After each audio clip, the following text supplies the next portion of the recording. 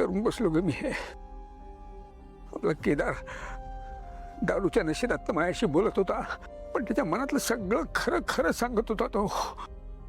आणि त्याच्या बोलण्यातून त्याच्या मनातली एकटेपणाविषयीची त्याची सल सारखी जाणवत होती मला. माझ्यात त्याला त्याचा आपला माणूस, त्याचा जवळचा मित्र दिसतोय. त्यामुळे केवढा खुश आहे ग तो. पण त्यामुळेच माझ्यातली अपराधीपणाची भावना आणखीन तीव्र होते. करतो तू माझ्यावर एवढं प्रेम केलंस, माझ्यासाठी अगदी शेवटच्या श्वासापर्यंत थांबलीस, वाट बघितलीस. मी आपल्याच लेकाला काय दिलं, त्याच्या वाट्याला काय दिलं? फक्त एकटेपणा. नाही, या सगळ्याचं प्रायश्चित्त मला केलंच पाहिजे. मला केदारच्या मनावरचं हे सगळं ओझं दूर करायचं आहे. केदारला सगळं लवकरात लवकर खरं खरं सांगून टाकायचं आहे मला. अहो काय चाललंय तुमचं?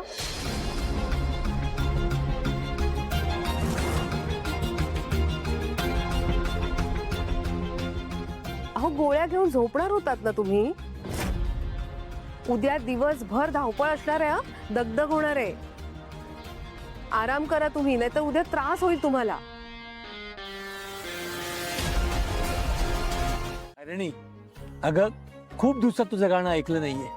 प्लीज गा ना, एखादं छान गाणं गा. हं? बर ठीक आहे गाते.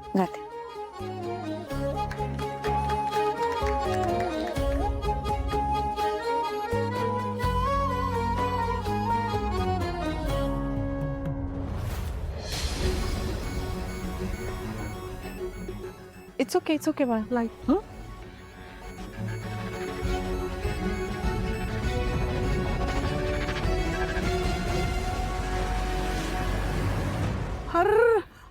आता काय करायचं?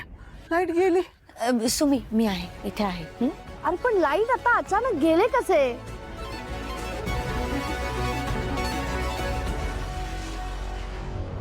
सगळ्यांचे फोन तिकडे डायनिंग टेबलवर आहेत, मला काही दिसत पण नाहीये. अरे देवा.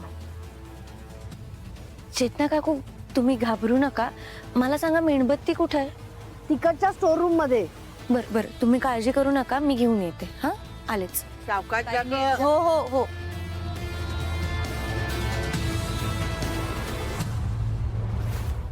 पाठराखीण? मी नाही जाणार पाठराखीण म्हणून. का? अगं केतू, म्हणजे कादंबरी माझी मैत्रीण, तुला सांगितलं होतं ना आई. अगं लग्न झाल्यानंतर अभ्यास करायचा आहे आम्हाला. तसं पण निशीचा गृहप्रवेश नंतर ते सगळे कार्यक्रम यात मला पार्टिसिपेट नाही करायचं आहे. मला अभ्यास करायचा आहे ग. तू ना मला पाठव ना. अशी कायस तू? एरवी निशी करत असतेस, आज निशी बरोबर 4 दिवस जास्तीचे मिळतायत तर नाही काय म्हणतेस? अगं पण केदू जवळ कोण असणार? अरे कोण केदू? अगं कादंबरी माझी मैत्रीण.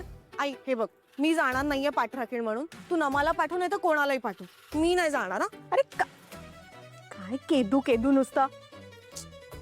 तुझं काय इथे? मी हे सुटकेस गाडीत टाकतोय. मग ठेव ना, किती वेळ आहे, लवकर निघायचंय. हो चल आणि नीट ठेवा.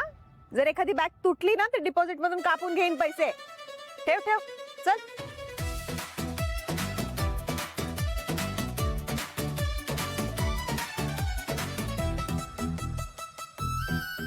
का लिहू दिस? युवी, आय अंडरस्टँड. तुला हे लग्न करायचं नाहीये म्हणून तू एवढा फ्रस्ट्रेटेड आहेस ना. I can see that.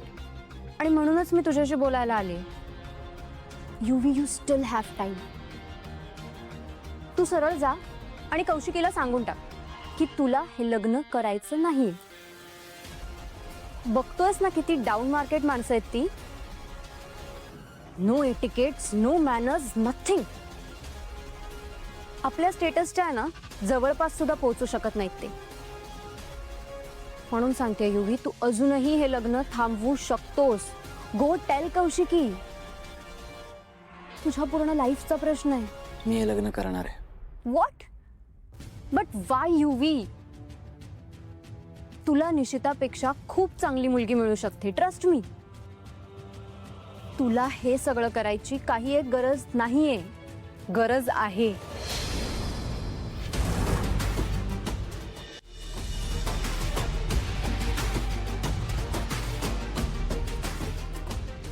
Isha status, etiquette, manners या सगळ्या गोष्टी लग्नात मॅटर करत नाहीत. लग्नात फक्त एक गोष्ट मॅटर करते आणि ते म्हणजे प्रेम. दोघांचंही एकमेकांवर प्रेम असलं ना की सगळं नीट होतं आणि मला खात्री आहे युवराजचं निशितावर प्रेम आहे. बरोबर ना युवराज?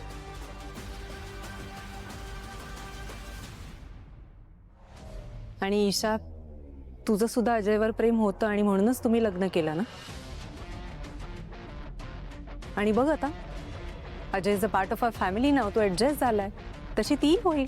हो प्लीज, तू मला एवढं लेक्चर देतेस. तुझा नवराही आपल्या स्टेटसचा नव्हता. काय झालं? टिकलं तुझं लग्न? ईशा, टिकलं का?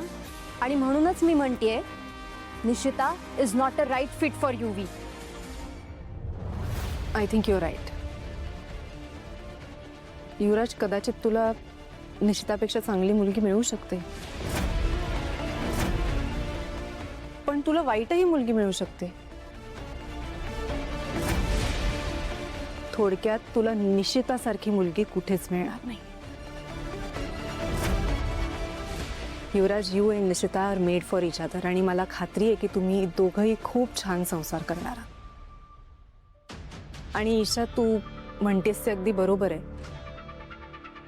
तुझ्या मते मी माझ्या संसारात काही चुका केल्या असतील, पण त्या चुका तू करू नकोस प्लीज.